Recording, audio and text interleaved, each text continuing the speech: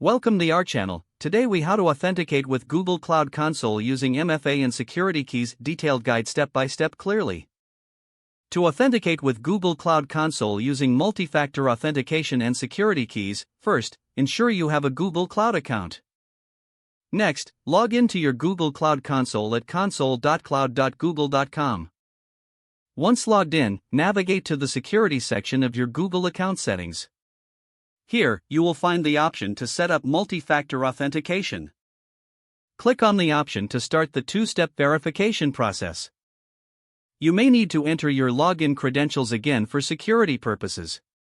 Once you've re-entered your credentials, you will see the two-step verification setup page.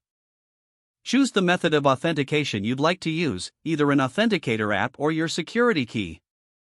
If you opt for a security key, insert it into your computer's USB port or connect it via Bluetooth.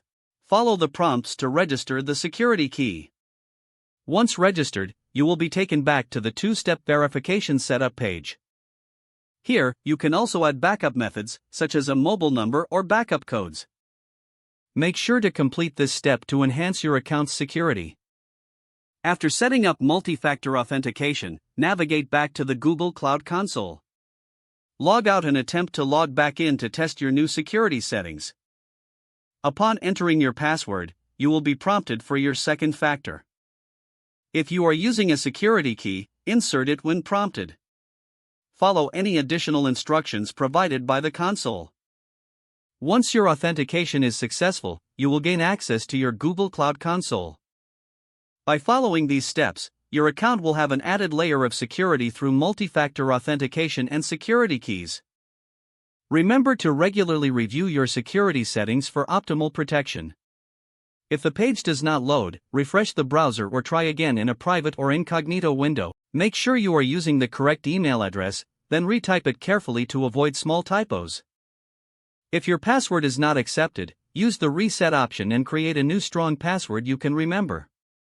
Check your spam folder for verification or security emails, then complete any requested confirmation steps.